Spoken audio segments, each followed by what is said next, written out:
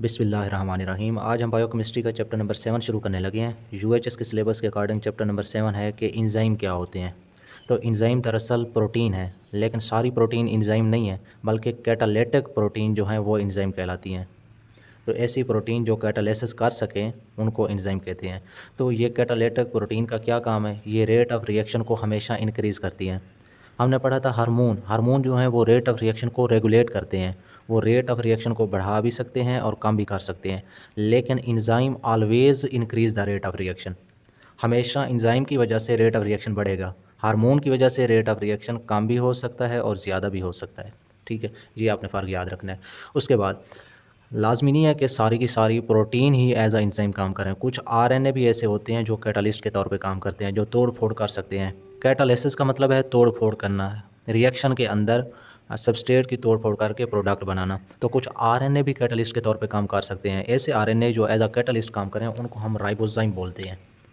ये राइबोजाइम भी एक किस्म के एंजाइम ही हैं।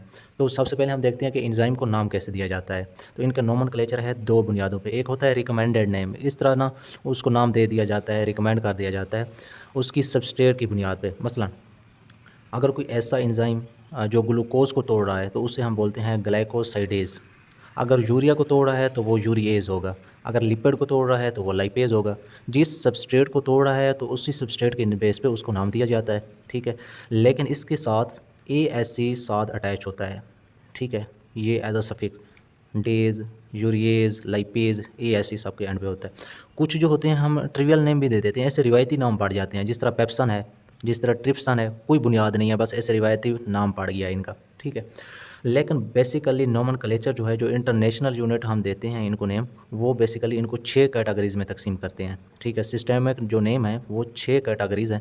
उन 6 कैटेगरीज़ को हम डिस्कस करते हैं। सबसे पहले इनको हम ना मिसालों से देखते हैं। मेरे पास है एक ये वाला यूरिया। ठीक है, यूरिया जो है इसके अंदर वाटर ऐड होता है और एंजाइम क्या है? यूरिएज, जो यूरिया को तोड़ रहा है। तो इसके ऐड होने से ये कार्बन और ऑक्सीजन, ये इस ऑक्सीजन के साथ मिलके CO2 बना देते हैं, और ये वाला अमोनिया और ये वाला अमोनिया इन हाइड्रोजन के साथ मिलके NH3 बना देते हैं। ठीक है, तो ये कौन सी कैटेगरी है जिसके अंदर वाटर ऐड हो रहा है? वाटर की एडिशन क्या कहलाता है? हाइड्रेशन। ठीक है, तो ये एंजाइम की कैटेगरी है हाइड्रोलेज, हाइड्रोलेसिस। ठीक है, हाइड्रोलाइसिस। तो ऐसे एंजाइम जो वाटर की एडिशन करके किसी मॉलिक्यूल को दो हिस्सों में तोड़ दें, वो सारे के सारे हाइड्रोलाइसिस कहलाते हैं। ये पूरा ग्रुप ऑफ एंजाइम है। ठीक है, इसमें यूरिएज भी आ जाते हैं और बाकी काफ़ी सारे एंजाइम भी आ जाते हैं। ठीक है, ये तो मैं एक एग्जांपल दिया मैंने। उसके बाद एक और एंजाइम की कैटेगरी की तरफ जाते हैं। मसला मेरे पास है लैक्टेट। लैक्टेट टूट जाता है पायरोवेट में। इस दौरान एक NAD पॉजिटिव की रिडक्शन होती है और ये NADH में कन्वर्ट हो जाता है। ये आपने तो पढ़ा हुआ है ना कि पायरोवेट जब एनएरोबिक रिस्पायरेशन करता है तो वो लैक्टिक एसिड में कन्वर्ट हो जाता है, लेकिन लैक्टिक एसिड भी पायरोवेट में कन्वर्ट हो सकता है और ये प्रोसेस लीवर के अंदर हो रहा होता है। ठीक है, तो लैक्टिक एसिड जब पायरोवेट या पायरोविक एसिड में कन्वर्ट होता है तो तब एक NAD पॉजिटिव मॉलिक्यूल की रिडक्शन हुई NADH में। NAD पॉजिटिव की रिडक्शन हुई, लेकिन उसी टाइम लैक्टेट ने अपने हाइड्रोजन दिए, लैक्टेट की ऑक्सीडेशन हुई। तो एक मॉलिक्यूल की रिडक्शन हो रही है, दूसरे की ऑक्सीडेशन। तो ये कौन सी कैटेगरी होगी? ये ऑक्सीडो रिडक्टेज, ऑक्सीडो रिडक्टेज। ये ऑक्सीडो रिडक्टेज पूरा ग्रुप ऑफ एंजाइम है जिसके अंदर एक मॉलिक्यूल की ऑक्सीडेशन होगी, दूसरे की रिडक्शन होगी। इसकी मिसाल में आ जाता है वही लैक्टेट डिहाइड्रोजिनेज, जो लैक्टेट की डिहाइड्रोजिनेशन करा रहा है। ठीक है, उसके बाद ये जब पायरोवेट बन जाता है तो इस पायरोवेट के साथ CO2 मॉलिक्यूल भी जुड़ सकता है और CO2 मॉलिक्यूल जो है वो रिलीज़ भी हो सकता है, यानी इसकी डीकार्बोक्सिलेशन भी हो सकती है, कार्बोक्सिलेशन भी। अगर इसकी डीकार्बोक्सिलेशन करानी है तो ये वाला बांड तोड़ दें और ये जो CO2 की शक्ल में रिलीज़ हो जाए। तो ये कौन सा एंजाइम होगा? पायरोवेट डीकार्बोक्सिलेज, जो पायरोवेट की डीकार्बोक्सिलेशन करा रहा है। ठीक है, और इसको एसिड एल्डिहाइड में कन्वर्ट कर रहा है। लेकिन ये कौन से एंजाइम का ग्रुप है? ये ऐसे एंजाइम का ग्रुप है जो एक मॉलिक्यूल को तोड़ रहे हैं। तो वो तोड़ने वाले एंजाइम की जो कैटेगरी है उनको हम बोलते हैं लाइएसिस। ठीक है, उसके बाद इसके साथ CO2 ऐड भी हो सकता है। इस साइड पे CO2 ऐड भी हो सकता है। तो वो कैसे ऐड होगा? इसके साथ जब CO2 ऐड होता है पायरोवेट के अंदर, तो इस साइड पे इस कार्बन के साथ CO2 अटैच हो गया, ये न्यू। तो इसको बोलते हैं ये कार्बोक्सिलेशन हुई है पायरोवेट कार्बोक्सिलेज एंजाइम की मदद से। लेकिन ऐसे एंजाइम की कैटेगरी जो कोई और ग्रुप साथ अटैच कर रहा है तो इनको हम बोलते हैं लाइगेज। ठीक है, ये आपने याद रखना है। लाइएज का मतलब है तोड़ने वाला, तोड़ने वाला। लाइगेज का मतलब है जोड़ने वाला, जोड़ने वाला। तो ये लाइगेज कैटेगरी है। उसके बाद कुछ एंजाइम जो हैं वो आइसोमर भी बनाते हैं। कैसे? ग्लूकोज 6 फास्फेट कन्वर्ट होता है फ्रक्टोज 6 फास्फेट में, और फ्रक्टोज जो है वो ग्लूकोज 6 फास्फेट में कन्वर्ट होता है। Dihydroxyacetone phosphate convert होता है ग्लिसरॉल्डिहाइड 3 फास्फेट में, और G3P कन्वर्ट होता है DAP में। ये ग्लाइकोलाइसिस के अंदर होते हैं, ठीक है, आपने पढ़ा हुआ है। तो ये जो आइसोमर की कन्वर्जन करा रहे हैं, तो ऐसे एंजाइम जो हैं ये आइसोमेरेज कैटेगरी में आते हैं, आइसोमेरेज। और उसके साथ एक और कैटेगरी है, वो ये है कि ये है हमारे पास सेरीन। इस सेरीन ने किसी एक ऐसे मालिक्यूल के साथ रिएक्ट किया, किसी मालिक्यूल ए के साथ रिएक्ट किया कि उस मालिक्यूल ए ने इसके मिथाइल ग्रुप को रिमूव कर दिया है, यानी मिथाइल ग्रुप सेरीन से रिमूव होकर किसी और के पास ट्रांसफ़र हो गया है। तो ये ए के साथ मिथाइल ग्रुप जो है वो ट्रांसफ़र हो गया है, और नतीजे के तौर पे हमारे पास ग्लाइसिन बना है और एक मालिक्यूल मिथाइल ग्रुप वाला बना है। तो ये CH2 मालिक्यूल की ट्रांसफ़र हो रही है, तो इसको हम बोलते हैं ट्रांसफीरेज। तो अब मैं कह सकता हूँ कि जो इंटरनेशनल सिस्टम है वो 6 कैटेगरी में तकसीम करता है। हाइड्रोलेज ऐसे एंजाइम की कैटेगरी हैं जो वाटर की एडिशन करके किसी मॉलिक्यूल को ब्रेक डाउन करते हैं। ऑक्सीडो रिडक्टेज ऐसे कैटेगरी है जो ऑक्सीडेशन और रिडक्शन रिएक्शन काज करते हैं। और लाइएज ऐसे एंजाइम की कैटेगरी है जो किसी मॉलिक्यूल को तोड़ के कार्बन डाइऑक्साइड रिलीज़ कराते हैं। लाइगेज ऐसी कैटेगरी है जो किसी मॉलिक्यूल को एडिशन कराते हैं, किसी मालिक्यूल के साथ किसी और चीज़ की एडिशन कराते हैं, ठीक है। या मैं ये भी कह सकता हूँ लाइगेज जो है ये carbon carbon, carbon nitrogen, carbon sulphur bond को तोड़ने वाले हैं। लाइगेज क्या है? ये carbon carbon, carbon nitrogen, carbon oxygen bond को जोड़ने वाले हैं, ठीक है। लाइगेज का मतलब जोड़ने वाले।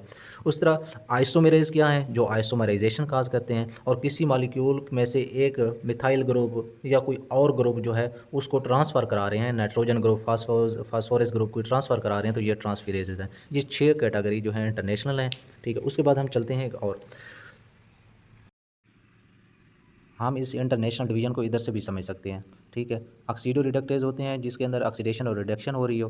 ट्रांसफेरेज होते हैं जो कार्बन, नाइट्रोजन या फास्फोरस को ट्रांसफ़र करा रहे हैं। हाइड्रोलेज ऐसे होते हैं जो वाटर की एडिशन करा के एक मालिक्यूल को तोड़ देते हैं। लाइएज होते हैं तोड़ने वाले जो कार्बन कार्बन, कार्बन सल्फर या कार्बन नाइट्रोजन बॉन्ड तोड़ते हैं।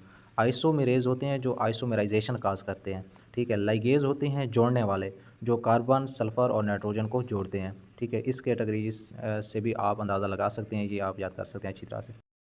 कुछ एंजाइम ऐसे भी होते हैं जो कन्फ्यूजन का सबब बनते हैं, यानी उनके नाम जो है मिलते जुलते होते हैं। मसलन मेरे पास 2 एंजाइम हैं, वो ना 2 मॉलिक्यूल की जॉइनिंग करा रहे हैं, 2 मॉलिक्यूल को आपस में जोड़ रहे हैं।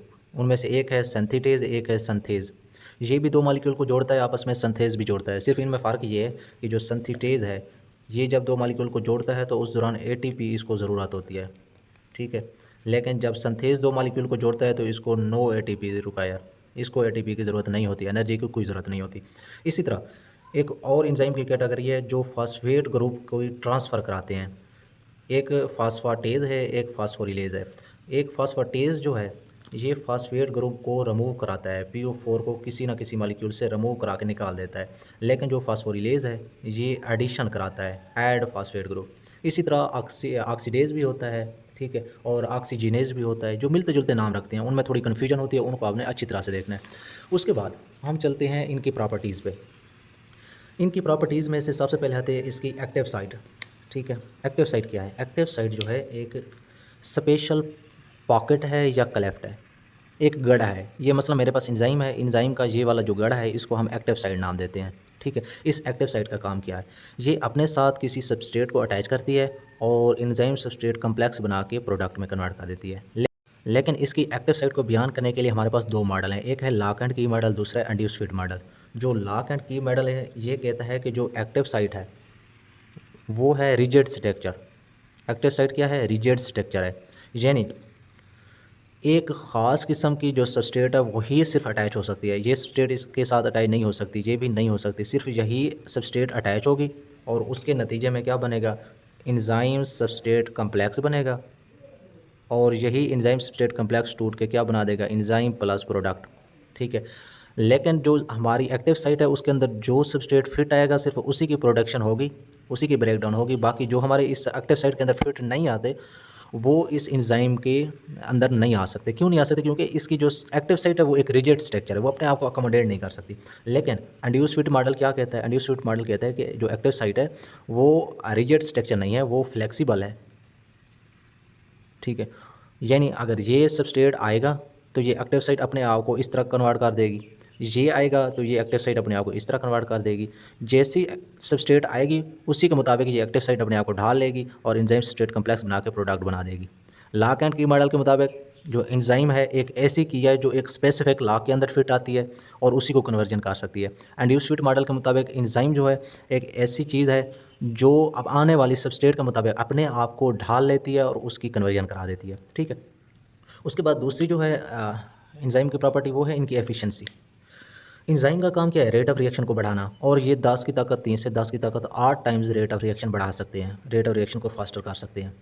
इसका होता है एक टर्नओवर नंबर, ठीक है, जिसको हम के कैड भी बोलते हैं। ठीक है, इसको टर्नओवर कांस्टेंट या रेट कांस्टेंट भी बोलते हैं। इसकी डेफिनेशन ये है कि एक एंजाइम 1 सेकंड में कितने सबस्ट्रेट को प्रोडक्ट में कन्वर्ट कर रहा है, तो उसको बोलते हैं टर्नओवर नंबर, और ये होता है 10 की ताकत 4 पर सेकंड, यानी 1 सेकंड में ये 10,000 सबस्ट्रेट को प्रोडक्ट में कन्वर्ट कर सकता है एक एंजाइम। ठीक है, और एंजाइम की स्पेसिफिसिटी क्या है? एक स्पेसिफिक एंजाइम ही एक स्पेसिफिक सबस्ट्रेट पे रिएक्ट करके उसे प्रोडक्ट में कन्वर्ट कर सकता है, जिस तरह लॉक एंड की मॉडल ने बोला था। उसके अलावा कोई और सबस्ट्रेट आएगी तो एंजाइम उसे कबूल नहीं करेगा। ठीक है, यूरिएज जो है वो सिर्फ यूरिया को कबूल करता है, उसके अलावा ग्लूकोज को नहीं करता कबूल। ठीक है, ग्लाइकोसाइडेज सिर्फ ग्लूकोज को ही कबूल करता है। ये इसकी एंजाइम की एक स्पेसिफिसिटी है। कुछ एंजाइम को काम करने के लिए जो है नॉन प्रोटीन पार्ट की ज़रूरत होती है, वो नॉन प्रोटीन पार्ट उनका कहलाता है कोफैक्टर। ठीक है, जहाँ मोस्टली स्टूडेंट को कन्फ्यूजन होती है, ये आपने गौर से देखना है। नॉन प्रोटीन पार्ट कहलाता है कोफैक्टर। ये कोफैक्टर दो तरह का होता है, ये ऑर्गेनिक भी हो सकता है और ये जो है इनऑर्गेनिक भी हो सकता है। ठीक है, जो इनऑर्गेनिक है वो तो मेटल आयन होते हैं, मसलन जिंक आयन, आयरन। ठीक है, इसके अलावा और भी काफ़ी सारे मेटल आयन जो हैं वो एज अ कोफैक्टर काम कर रहे होते हैं। ठीक है, इनको इनऑर्गेनिक कोफैक्टर बोलते हैं। जो ऑर्गेनिक होते हैं वो दो तरह के होते हैं, कुछ जो होते हैं वो लूजली अटैच होते हैं एंजाइम के साथ, कुछ जो है टाइटली अटैच होते हैं। जो लूजली अटैच हों उनको हम बोलते हैं को एंजाइम, जो टाइटली अटैच हों उनको हम प्रास्थेटिक ग्रुप बोलते हैं। ठीक है, जो लूजली अटैच हैं जिनको हम को एंजाइम बोल रहे हैं उनकी मिसाल है एक एफ डी इनकी मिसाल में आता है, को एंजाइम की एफ डी। ठीक है, और प्रास्थेटिक ग्रुप की जो मिसाल में आता है वो होता है NAD पॉजिटिव, और उसके साथ हीम, जो हमारी हीमोग्लोबिन के अंदर हीम ग्रुप है वो भी प्रास्थेटिक ग्रुप है। ठीक है, टाइटली अटैच होता है। NAD भी ऑर्गेनिक है, FAD भी ऑर्गेनिक है, सिर्फ फ़र्क ये है कि NAD टाइटली अटैच है और प्रास्थेटिक ग्रुप है, FAD जो है लूजली अटैच है और कोएंजाइम कैटेगरी में आता है। तो ये कोएंजाइम, प्रास्थेटिक ग्रुप, कोफैक्टर, ये आपस में टर्म आपने मिक्स नहीं करनी। ठीक है, उसके बाद ये नॉन प्रोटीन पार्ट बाज़ दफ़ा एंजाइम के साथ जुड़ा होता है, काम करा के फिर अलहदा हो जाता है। अगर ये एंजाइम के साथ नॉन प्रोटीन पार्ट जुड़ा हुआ है तो ऐसे एंजाइम को कहते हैं होलो एंजाइम। इसका मतलब है कि वो एंजाइम जो है वो हेलो है और वो एक्टिव है, काम कर सकता है, लेकिन काम करने के बाद अगर वो नॉन प्रोटीन पार्ट अलहदा हो गया है, सेपरेट हो गया है, सिर्फ एंजाइम बचा है, उसका जो नॉन प्रोटीन पार्ट था वो अलहदा हो गया है, तो अब इस एंजाइम को बोलते हैं ओपो एंजाइम। और ये ओपो एंजाइम जो होता है ये इनएक्टिव एंजाइम होता है, ये काम नहीं कर सकता। ठीक है, उसके बाद आते हैं रेगुलेशन ऑफ एंजाइम पे। एंजाइम को हम रेगुलेट कर सकते हैं, हाँ बिल्कुल कर सकते हैं। बाज़ दफ़ा एंजाइम को बहुत से इनहिबिटर होते हैं जो एंजाइम के साथ अटैच होते हैं और उसकी इनहिबिशन करा देते हैं। बाज़ दफ़ा इनके साथ एलेस्टेरिक चीज़ें होती हैं, एलेस्टेरिक एंजाइम होते हैं जो एंजाइम को अप एंड डाउन कर सकते हैं। एंजाइम की अप रेगुलेशन भी की जा सकती है, डाउन रेगुलेशन भी की जा सकती है। उसके बाद एक एंजाइम की और कैटेगरी आती है, इसकी प्रॉपर्टी आती है लोकेशन की। ठीक है, अगर हम देखें तो जो एंजाइम जहाँ काम कर रहा है वहाँ वही होना चाहिए उसे। मसलन हम देखते हैं कि कुछ एंजाइम जो हैं वो TCA साइकिल के अंदर होते हैं, या फैटी एसिड ऑक्सीडेशन करा रहे हैं, या यूरिया साइकिल करा रहे हैं, या पायरुविक एसिड ऑक्सीडेशन करा रहे हैं। तो ये क्योंकि सारे के सारे process TCA cycle, fatty acid oxidation, urea cycle और पायरुविक एसिड ऑक्सीडेशन, ये सारे के सारे हो रहे हैं माइटोकॉन्ड्रिया के अंदर। तो इसका मतलब है कि इन साइकिल्स और इन प्रोसेस के दौरान इस्तेमाल होने वाले एंजाइम कहाँ होने चाहिए? माइटोकॉन्ड्रिया के अंदर होने चाहिए, क्योंकि प्रोसेस ही उधर हो रहा है। बिल्कुल इसी तरह ये पेंटोज फास्फेट शंट पाथवे, ठीक है, PPP भी बोलते हैं इसे, 3P, या ग्लाइकोलाइसिस हो गया, या ग्लाइकोनियोजेनेसिस हो गया, ठीक है, या ग्लाइकोजेनेसिस हो गया, ये सारे प्रोसेस, या protein synthesis, fatty acid synthesis, या अमीनो एसिड मेटाबॉलिज्म, ये सारे के सारे प्रोसेस कहाँ हो रहे हैं? साइटोप्लाज्म के अंदर हो रहे हैं। अगर ये साइटोप्लाज्म के अंदर हो रहे हैं तो इनको एक्टिव करने वाले जो एंजाइम हैं, ठीक है, ये सारे कहाँ हो रहे हैं, साइटोप्लाज्म में। इनको एक्टिव करने वाले जो एंजाइम हैं वो भी साइटोप्लाज्म में होने चाहिए। बिल्कुल इसी तरह उन्होंने किताब के अंदर एक दिखाया है कि जो डीएनए और आरएनए की सिंथेसिस कराते हैं वो न्यूक्लियस के अंदर होते हैं। जो डिग्रेडेशन ऑफ कम्प्लेक्स मॉलिक्यूल कराते हैं वो सारे एंजाइम कहाँ होते हैं, लाइसोसोम के अंदर होते हैं। जो साइटोसोल के अंदर प्रोसेस करा रहे हैं वो साइटोसोल के अंदर, जो माइटोकॉन्ड्रिया वाले प्रोसेस को एक्टिवेट करा रहे हैं वो माइटोकॉन्ड्रिया के अंदर होंगे। सिंपल बात है, इसी है इनकी लोकेशन। अब हम देखते हैं कि एंजाइम के काम करने का मैकेनिज़्म क्या है। तो मैकेनिज़्म को समझने के लिए हमें एनर्जी चेंजेस देखना पड़ेंगी और एक्टिव साइट की केमिस्ट्री देखना होगी। तो सबसे पहले हम एनर्जी चेंजेस को इस ग्राफ की मदद से समझते हैं। तो इस ग्राफ में एक्स एक्सिस पे ये रिएक्शन बताया हुआ है कि एक्स एक्सिस पे जितना जाते जाएंगे उतना रिएक्शन बढ़ता जाएगा, और वाई एक्सिस पे बताई हुई है गिब्स फ्री एनर्जी। ठीक है, मसलन हम शुरू करते हैं कि हमारे पास एक रिएक्टेंट था ए बी रिएक्टेंट था, उसकी गिब्स फ्री एनर्जी जहाँ तक थी। ठीक है, और उसने रिएक्शन किया, और उसने रिएक्शन जब किया तो इस तरीके कार से रिएक्शन किया, ऊपर गया और फिर नीचे आया, प्रोडक्ट में कन्वर्ट हो गया। इस तरीके से ये प्रोडक्ट में कन्वर्ट हो गया। ठीक है, ए बी रिएक्टेंट था और ये कन्वर्ट हो गया ए और बी में, दो प्रोडक्ट बना दिए। लेकिन इस दौरान कोई भी एंजाइम ने इसकी मदद नहीं की, ये एंजाइम अनकैटालाइज्ड रिएक्शन हुआ है। ठीक है, उस दौरान हम देखते हैं इसकी एनर्जी की चेंजेस क्या आई हैं, क्योंकि हम एनर्जी की चेंजेस देख रहे हैं। तो हम देखेंगे कि ये रिएक्टेंट की एनर्जी थी यहाँ तक। ठीक है, लेकिन ये पहले हाई एनर्जी स्टेट पे गया है। इस एनर्जी स्टेट को हम बोलते हैं ट्रांजिशन स्टेट। कौन सी स्टेट, ट्रांजिशन स्टेट। ठीक है, इसको टी से भी देखते हैं, ट्रांजिशन स्टेट। ये पहले हाई एनर्जी स्टेट पे गया है, उसके बाद फिर लो एनर्जी स्टेट पे आके प्रोडक्ट में कन्वर्ट हुआ है। तो पहले ये जो रिएक्टेंट की एनर्जी थी, तो यहाँ रिएक्टेंट की एनर्जी और कौन सी ये हाई स्टेट ऑफ एनर्जी पे गया है, इस एनर्जी का डिफरेंस ये कहलाता है activation energy. Energy difference between the transition energy state and initial reactant energy. Initial reactant की एनर्जी और ट्रांजिशन स्टेट की एनर्जी का डिफरेंस जो है ये एक्टिवेशन एनर्जी है। ठीक है, अब जो रिएक्टेंट इस ट्रांजिशन स्टेट को क्रॉस कर जाएंगे वो प्रोडक्ट में कन्वर्ट होंगे, और जो इस ट्रांजिशन स्टेट को क्रॉस नहीं कर पाते वो प्रोडक्ट में कन्वर्ट नहीं होंगे। ये एक ख़ास किस्म का एनर्जी का बैरियर है, ये एक बंदिश है। जो रिएक्टेंट इस बंदिश को क्रॉस कर गए वो प्रोडक्ट में कन्वर्ट होंगे, जो नहीं कर पाएंगे वो नहीं होंगे।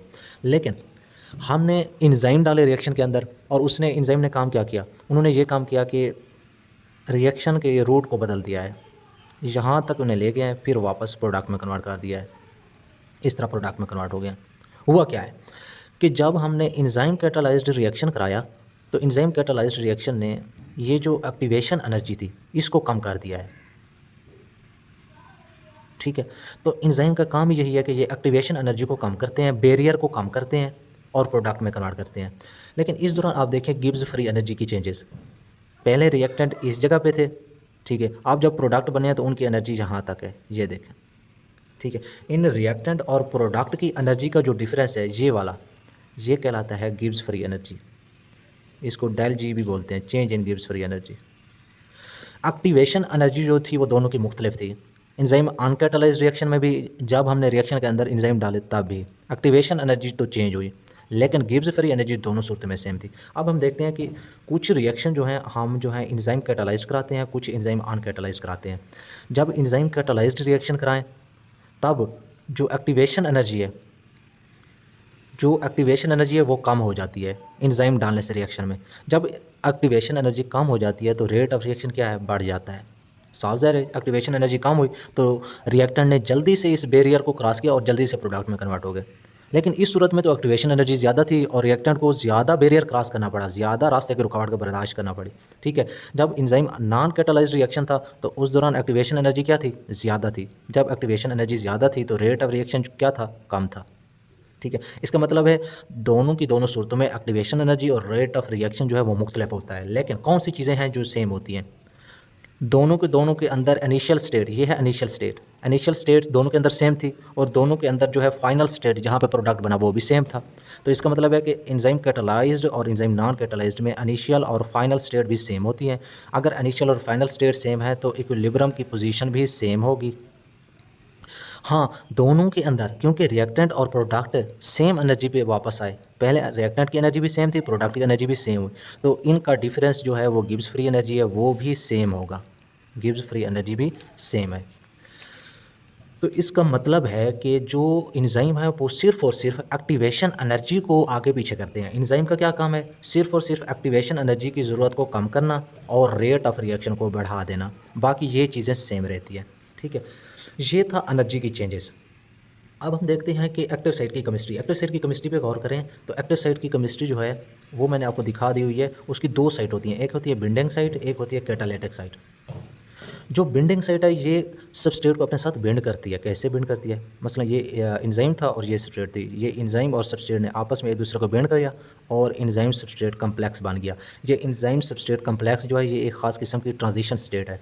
इस ट्रांजिशन स्टेट को हम आइसोलेट नहीं कर सकते, नॉट आइसोलेटेड, ठीक है? लेकिन ये हाई एनर्जी स्टेट है। इस हाई एनर्जी स्टेट को जो बिंडिंग साइट है ये इसको स्टेबलाइज़ करती है। जितनी ये बिंडिंग साइट इसको स्टेबलाइजेशन ज़्यादा करेगी, उसका मतलब है उतना एंजाइम सब्सट्रेट कॉम्प्लेक्स जो इंटरमीडिएट है ये ज़्यादा बनेगा और जितना ये इंटरमीडिएट ज़्यादा बनेगा उतने ही प्रोडक्ट ज़्यादा बनेंगे। तो बिंडिंग साइट का काम है एंजाइम और सब्सट्रेट का रिएक्शन करा के एंजाइम सब्सट्रेट कॉम्प्लेक्स बनाना, एक ट्रांजिशन स्टेट को बनाना। इस ट्रांजिशन स्टेट को बनाना यानी इंटरमीडिएट को बनाना और उसको ज़्यादा स्टेबलाइज़ करना। जितना ज़्यादा स्टेबलाइज़ होगा उतने प्रोडक्ट ज़्यादा बनेंगे। उस दौरान कैटालाइटिक साइट क्या करती है? कैटालाइटिक साइट कैटालाइसिस करती है इस ट्रांजिशन स्टेट को। इस ट्रांजिशन स्टेट को कैटालाइज़ करके इसको एंजाइम और प्रोडक्ट में कन्वर्ट कर देती है। ये है इसका काम, ठीक है? ये है मैकेनिज़्म ऑफ एंजाइम एक्शन, यानी एंजाइम काम कैसे करते हैं, उनके अंदर एनर्जी की चेंजेस क्या आती हैं और उसकी एक्टिव साइट किस तरह काम कर रही होती है, ठीक है? अब हम देखते हैं कि कौन से फैक्टर्स ऐसे हैं जो इस एंजाइम कैटालाइज्ड रिएक्शन पे इफ़ेक्ट करते हैं। तो जो factors affecting the rate of reaction ये हम देखते हैं। Factors affecting rate of reaction velocity. सबसे पहले देखते हैं कि सबस्ट्रेट कंसंट्रेशन कैसे इफ़ेक्ट करती है। तो अगर एंजाइम बहुत ज़्यादा अवेलेबल हो तो जो रेट ऑफ रिएक्शन होता है वो सबस्ट्रेट कंसंट्रेशन के डायरेक्टली प्रोपोर्शनल होता है। यानी अगर हम ग्राफ बनाएं तो जैसे जैसे ये सबस्ट्रेट है और ये हमारे पास वेलोसिटी ऑफ रिएक्शन है, या इसको हम कह सकते हैं कि रिएक्शन का रेट है, ठीक है, रिएक्शन की स्पीड है। तो जैसे जैसे सबस्ट्रेट कंसंट्रेशन बढ़ती जाएगी उसी तरह रेट ऑफ रिएक्शन बढ़ता जाएगा। जैसे सबस्ट्रेट बढ़ती गई उसी तरह वेलोसिटी ऑफ रिएक्शन बढ़ती गई, ठीक है? लेकिन हर एंजाइम इसी तरह काम नहीं करते। एंजाइम दो तरह के होते हैं। कुछ जो एंजाइम हैं वो मकेलेस मेंटन काइनेटिक्स को फॉलो करते हैं, कुछ जो एंजाइम है उस मकेलेस मेंटन काइनेटिक्स को फॉलो नहीं करते और वो एलिस्टेरिक एंजाइम होते हैं, ठीक है, जो फॉलो नहीं करते। ये मकेलेस मेंटन काइनेटिक ये बाद में मैं आपको पढ़ाऊंगा। फिलहाल आप इतना याद रख लें, जो एंजाइम मकेलेस मेंटन काइनेटिक को फॉलो करते हैं उनकी कर्व यही होती है और इस कर्व को हम हाइपरबोलिक कर्व बोलते हैं। और ये हाइपरबोलिक कर्व जो है ये oxygen dissociation curve of myoglobin से मिलती जुलती है, ठीक है? लेकिन जो एंजाइम इस मकेलेस मेंटन काइनेटिक को फॉलो नहीं करते तो उनकी कर्व इस तरह जाती है।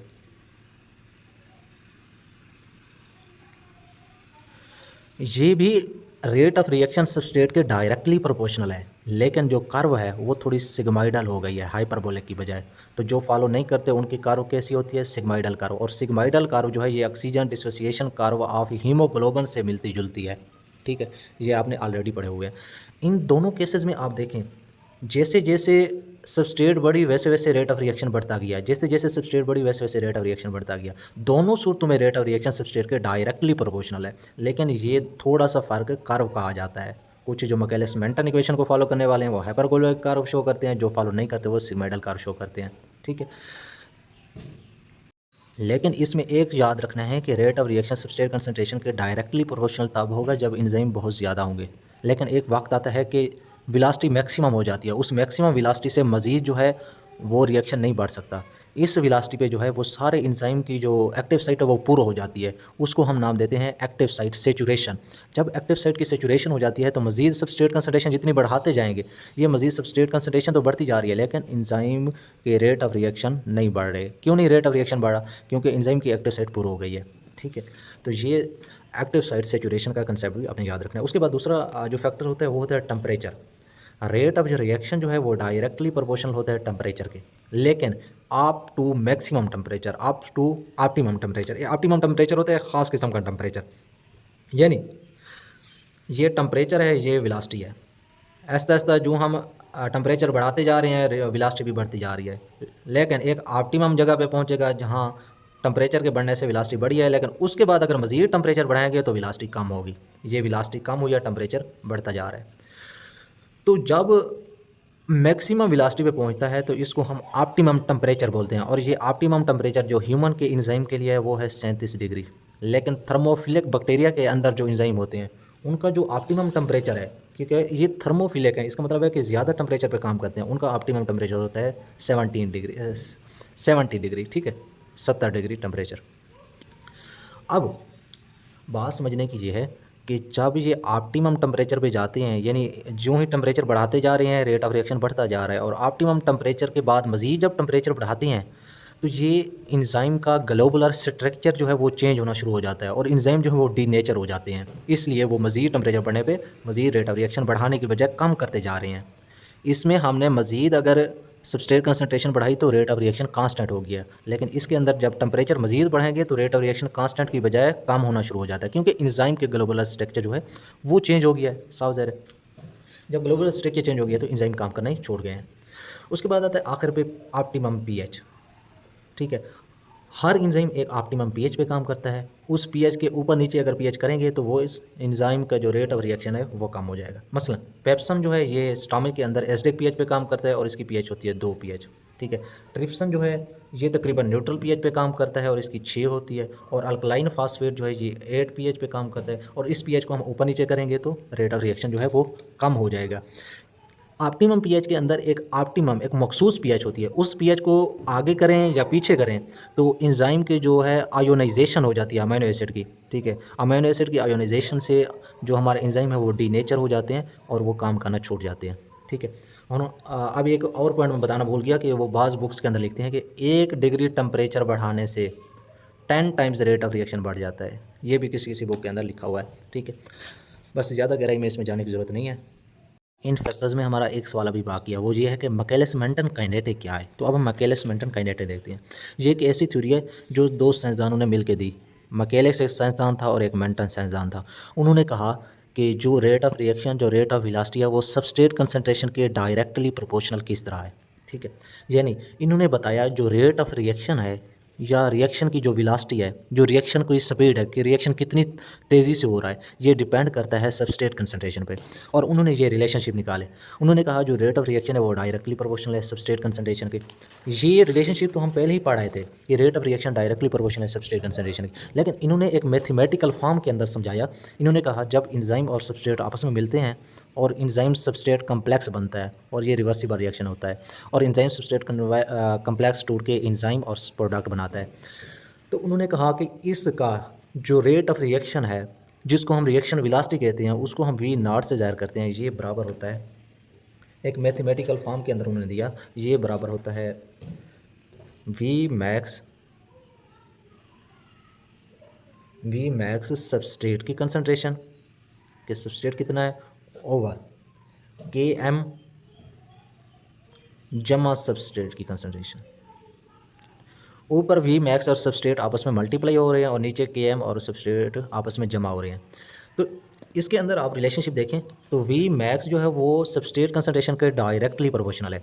अब सारे स्टूडेंट बोलेंगे कि ये इन्वर्सली भी तो है, लेकिन नीचे ये जमा हो रहा है, ऊपर मल्टीप्लाई हो रहा है वी मैक्स के साथ।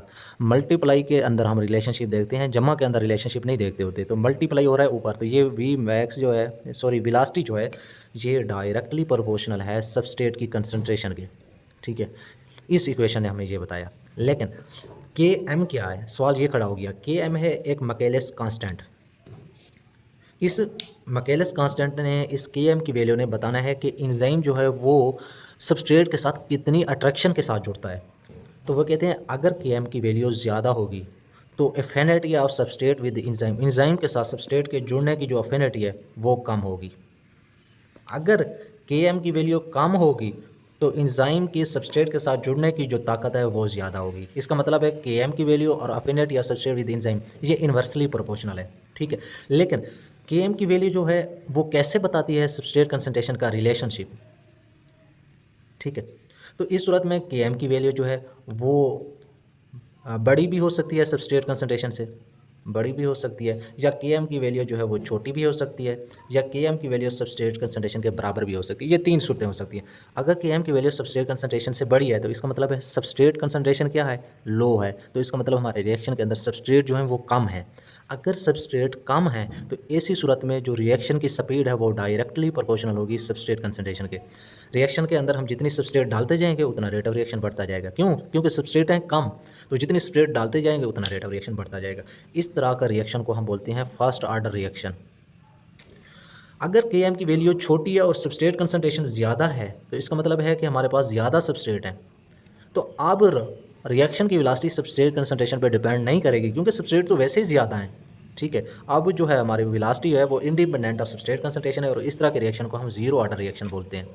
लेकिन अगर ये सबस्ट्रेट कंसंट्रेशन और Km की वैल्यू बराबर हो जाए तो इस सूरत में क्या होता है, मसलन Km बराबर हो गया है सबस्ट्रेट कंसंट्रेशन के, तो मैं इसी को शॉर्टकट लिखूँ V मैक्स सबस्ट्रेट की कंसंट्रेशन, ठीक है, और नीचे Km की जगह क्या लिखूंगा, सबस्ट्रेट कंसंट्रेशन। सबस्ट्रेट कंसंट्रेशन और सबस्ट्रेट कंसंट्रेशन ये जमा हो रही हैं, ऊपर V मैक्स और सबस्ट्रेट की कंसंट्रेशन, और नीचे जो है सबस्ट्रेट जमा सबस्ट्रेट, दो सबस्ट्रेट की कंसंट्रेशन, और एक सबस्ट्रेट से ये सबस्ट्रेट काट गया, नीचे दो बचा, ऊपर V मैक्स बचा, तो ये आ जाएगा V max over 2।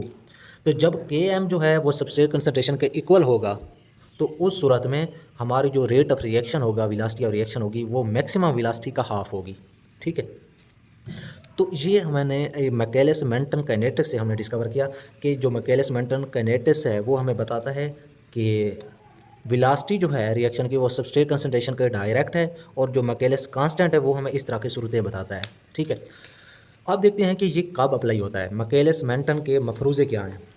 Michaelis Menten ने अपने 3 मफरूज़े पेश किए। उसने कहा कि एंजाइम कैटालाइज्ड रिएक्शन के अंदर 3 असूल होने चाहिए कि एक तो सबस्ट्रेट कंसंट्रेशन एंजाइम से ज़्यादा होनी चाहिए। ठीक है, दूसरा इसने मफरूज़ा ये पेश किया कि इसने कहा एंजाइम सबस्ट्रेट कम्प्लेक्स जो बनता है उसकी कंसंट्रेशन जो है वो हमेशा सेम रहे। कब सेम रहेगी?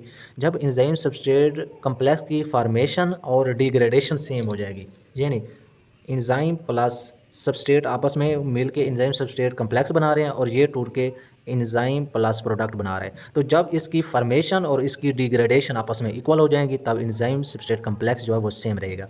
तीसरे नंबर पे इसने मफरूज़ा ये दिया कि जो वेलोसिटी है वो एनालाइज करनी चाहिए, शुरू वाली वेलोसिटी। जब रिएक्शन स्टार्ट हो, ये वी नॉट क्या है, इनिशियल वेलोसिटी है। Initial velocity of reaction should be analysed. जब रिएक्शन एक दफ़ा तेज़ी से आगे निकल जाएगा उसके बाद हम रिएक्शन की वेलोसिटी को एनालाइज नहीं कर सकते। शुरू वाली वेलोसिटी हमें बताती है कि ये रिएक्शन कितना तेज़ होगा। ठीक है, तो ये इसके मैकेलिस मेंटन ने काइनेटिक्स के 3 मफरूज़े थे, और इसने हमें रेट ऑफ रिएक्शन और सबस्ट्रेट कंसंट्रेशन के दरमियान ताल्लुक़ बताया। ठीक है, अब एक और तरीके में इसको वजाहत की गई, वो है लाइनवियर बार्क प्लॉट। ठीक है, ये क्या करता है, अब इसको समझने के लिए पहले मैकेलिस मेंटन काइनेटिक की हम ग्राफिकल रिप्रेजेंटेशन देखते हैं। ये है इसकी ग्राफिकल रिप्रेजेंटेशन, एक्स एक्सिस पे सबस्ट्रेट कंसंट्रेशन और वाई एक्सिस पे वेलोसिटी। तो इस सूरत में ग्राफ किस तरह जाता है, जो मैकेलिस मेंटन काइनेटिक को फॉलो करते हैं वो हाइपरबोलिक कर्व शो करते हैं ना, हाइपरबोलिक कर्व इसी तरह की होती है। ठीक है, अगर इसमें हम देखें तो इस पॉइंट पे ये मैक्सिमम वेलोसिटी है, इस मैक्सिमम वेलोसिटी के बाद मजीद रिएक्शन नहीं बढ़ सकता। जितनी सबस्ट्रेट बढ़ाएंगे उतना रेट ऑफ रिएक्शन जो है वो सेम रहेगा। ये तो आपको चीज़ को पता है ना। लेकिन जब मैक्सिमम वेलोसिटी का हाफ होती है उस टाइम सबस्ट्रेट की कंसंट्रेशन ये होती है। मतलब जब वेलोसिटी वी मैक्सिमम का हाफ होगी उस टाइम सबस्ट्रेट की कंसंट्रेशन फ़र्ज़ किया है 5 है। तो ये आप पीछे अगर गौर करें तो पीछे मैंने आपको बताया था कि जब वेलोसिटी मैक्सिमम का हाफ होगी उस सूरत में Km की वैल्यू और सबस्ट्रेट कंसंट्रेशन इक्वल होंगी। ठीक है, तो इस चीज़ से मैं आप बता सकता हूँ ना कि जब वेलोसिटी मैक्सिमम का हाफ है उस सूरत में अगर सबस्ट्रेट कंसंट्रेशन 5 है तो Km की वैल्यू भी 5 होगी। ठीक है, जितनी सबस्ट्रेट कंसंट्रेशन होगी उतनी अपना Km की वैल्यू होगी। यही चीज़ लेन वेयर बार्क प्लॉट ने इस तरह बयान की। उसने ग्राफ ज़ाहिर किया, रिलेशनशिप ज़ाहिर किया सबस्ट्रेट कंसंट्रेशन का जो है रेसिप्रोकल 1/, सबस्ट्रेट कंसंट्रेशन और 1/, वेलोसिटी के दरमियान। ये सबस्ट्रेट और वेलोसिटी के दरमियान ग्राफ है, ये 1/, सबस्ट्रेट कंसंट्रेशन और 1/, वेलोसिटी के दरमियान ग्राफ है। इसने जो इक्वेशन दी इसने डबल रेसिप्रोकल लिया। ठीक है, और इसकी जो फाइनल इक्वेशन थी वो आपने याद रखनी है सिर्फ, वो ये थी कि इसने कहा जो वेलोसिटी और है वो एक और वेलोसिटी, क्योंकि इसने डबल रेसिप्रोकल लिया, उल्टा कर दिया पिछली इक्वेशन का। इसने कहा एक और वेलोसिटी बनेगी Km की value over v max dot substrate की कंसंट्रेशन जमा 1/V मैक्स। ठीक है, इस इक्वेशन का इसने रेसिप्रोकल लिया। ठीक है।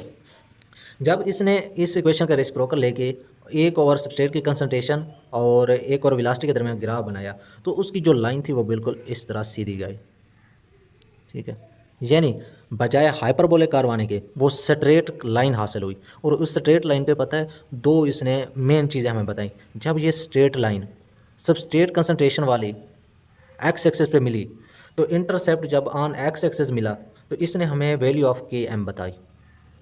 ठीक है, intercept on x axis tell us value of k m. ठीक है, मैकेलिस कांस्टेंट, मज़े की बात है। ठीक है, उसके बाद यही स्ट्रेट लाइन जब वाई एक्सिस पे जहाँ मिली तो इसका यहाँ इंटरसेप्ट करना, ये वाली वैल्यू हमें वी मैक्स का हाफ बताती है। तो इंटरसेप्ट ऑन वाई एक्सिस ये हमें बताती है 1/v वी मैक्स के बारे में। ठीक है, उसके बाद जब इसका स्लोप निकाला गया तो स्लोप बनता था ये वाली जो स्लोप है, और इसका नीचे जो है एरिया जब निकाला गया तो वो इक्वल था के एम ओवर वी मैक्स के। ठीक है, इसने यही 3 डिस्कवरियाँ बयान की। लेकिन जब ये एक्सेस पे हमें के एम की वैल्यू बता रही है, तो यहाँ है 0, यहाँ है +1, +2, +3, यहाँ पॉजिटिव लेकिन इधर नेगेटिव है, तो ये नेगेटिव साइड वाली बता रही है, तो ये के एम जो है नेगेटिव आएगी। ठीक है, तो इंटरसेप्ट ऑन एक्सेस से जो हमें बताता है ये नेगेटिव के एम की वैल्यू बताता है। ये था लैंडवेयर-बार्क प्लॉट का। ठीक है, तो बस आपने इसमें इतना याद रखना है कि ये हमें के एम की वैल्यू नेगेटिव बताता है ऑन एक्स एक्सिस इंटरसेप्ट, और वाई एक्सिस पे ये हमें बताता है वी मैक्सिमम का हाफ, और इसका जो स्लोप है वो के एम और वी मैक्स, और इसकी ये इक्वेशन याद कर लेनी है।